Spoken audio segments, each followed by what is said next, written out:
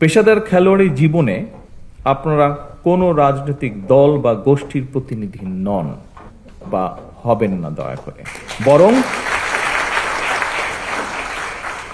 বরং ক্রীড়া নৈপুণ্য দিয়ে দেশের প্রতিনিধি হয়ে উঠবেন আপনারা। দেশের জন্য সম্মান বয়ে নিয়ে আসবেন, গৌরব বয়ে নিয়ে আসবেন আপনারা। দেশে বিদেশে বিজয় মালা বরণ করে বিশ্বে ক্রীড়া জগতে বাংলাদেশকে উচ্চতর মর্যাদার আসনে আপনারা প্রতিষ্ঠিত করবেন ইনশাআল্লাহ।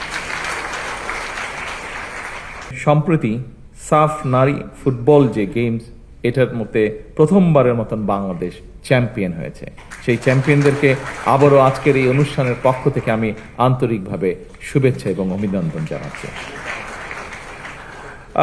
সময়ের পরিপ্রেক্ষিতে বর্তমান সরকার খেলাধুলাকে পেশা হিসেবে প্রতিষ্ঠিত করার জন্য স্বল্প, মধ্যম এবং দীর্ঘমেয়াদী লক্ষ্য এবং পরিকল্পনা যেগুলো নিয়েছে, সেগুলো আপনারা কিছুক্ষণ আগে যে ভিডিও হয়েছে তার মাধ্যমে আপনারা দেখেছেন।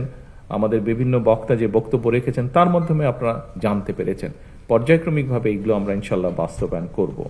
পড়াশোনার পাশাপাশি খেলাধুলার প্রতি আমাদের যে ছেলেমেয়েরা ছোটবেলা থেকে আগ্রহী স্পোর্টসের জন্য, তারা যাতে এই সুযোগটা পায় সেজন্য এর মধ্যেই দেখেছেন স্পোর্টস মিনিস্টার উনি ওনার বক্তব্যে বলেছেন যে শিক্ষা কারিকুলামের পাশাপাশি আমরা কারিকুলামের ভেতরে আমরা চতুর্থ শ্রেণী থেকে খেলাধুলাকে যাতে মোটামুটি কম্পালসারি করা যায়। অর্থাৎ আমাদেরকে স্কুলে যেরকম অঙ্ক, ইংরেজি, ভূগোল, ইতিহাস এগুলো যেরকম কম্পালসারি পড়তে হয়, আমরা চাচ্ছি যে বাচ্চাটা যে খেলাটাই পছন্দ করুক, কিন্তু সেই খেলাটা তাকে খেলতে হবে, সেটাতে তাকে এক্সপার্ট হতে হবে, সেটাতে তাকে নিজেকে গড়ে তুলতে হবে। অর্থাৎ ইতিহাস, ভূগোল, বিজ্ঞান এই সাবজেক্টগুলোর পাশাপাশি আমরা খেলাটাকে কম্পালসারি করবো। সেটার মধ্যে মার্ক থাকবে, সেটার মধ্যে পাস ফেল থাকবে, যাতে সে সেটা সিরিয়াসলি নেয়। শুধু আচ্ছা বিকালে একটু খেলতে গেলাম বা অফ টাইমে একটু খেলতে গেলাম, নট দ্যাট, সিরিয়াসলি হতে হবে। অর্থাৎ আমরা আসলেই চাইছি আমাদের ছেলেমেয়েরা যাতে সত্যিকারভাবে নিজেকে একজন যেটাই খেলবে সেটাতে যাতে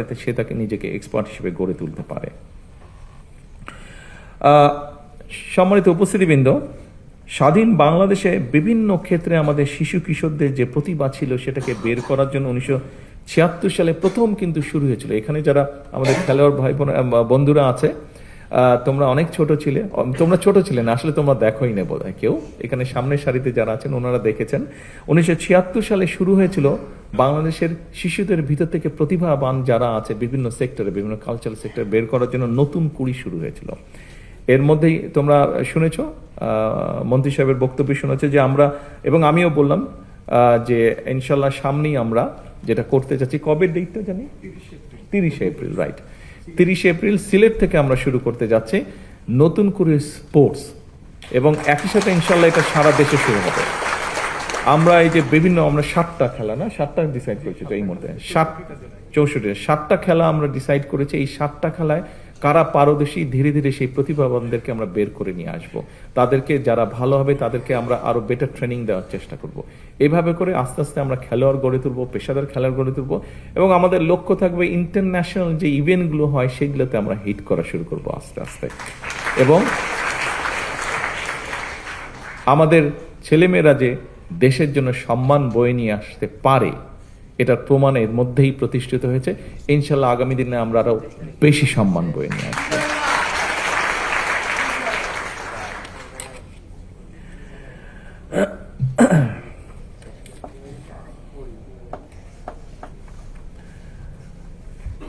কথা অনেক আছে, আমার মনে হয় কথা কম কাজ বেশি করতে হবে, কথা কম খেলতে হবে বেশি।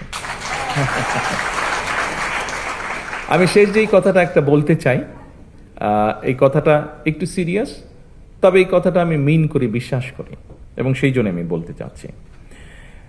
দেশপ্রেম, ঐকান্তিক ইচ্ছা আর টিম স্পিরিট থাকলে আপনাদের সাফল্যজনক অগ্রযাত্রায় কেউ বাধা হয়ে দাঁড়াতে পারবে না বলে আমি দৃঢ়ভাবে বিশ্বাস করি।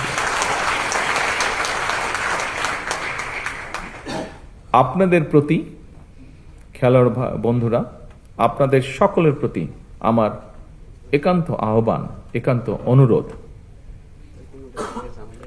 পেশাদার খেলোয়াড়ি জীবনে আপনারা কোনো রাজনৈতিক দল বা গোষ্ঠীর প্রতিনিধি নন বা হবেন না দয়া করে, বরং ক্রীড়া নৈপুণ্য দিয়ে দেশের প্রতিনিধি হয়ে উঠবেন আপনারা। দেশের জন্য সম্মান বয়ে নিয়ে আসবেন, গৌরব বয়ে নিয়ে আসবেন আপনারা। দেশে বিদেশে বিজয় মালা বরণ করে বিশ্বে ক্রীড়া জগতে বাংলাদেশকে উচ্চতর মর্যাদার আসনে আপনারা প্রতিষ্ঠিত করবেন ইনশাআল্লাহ।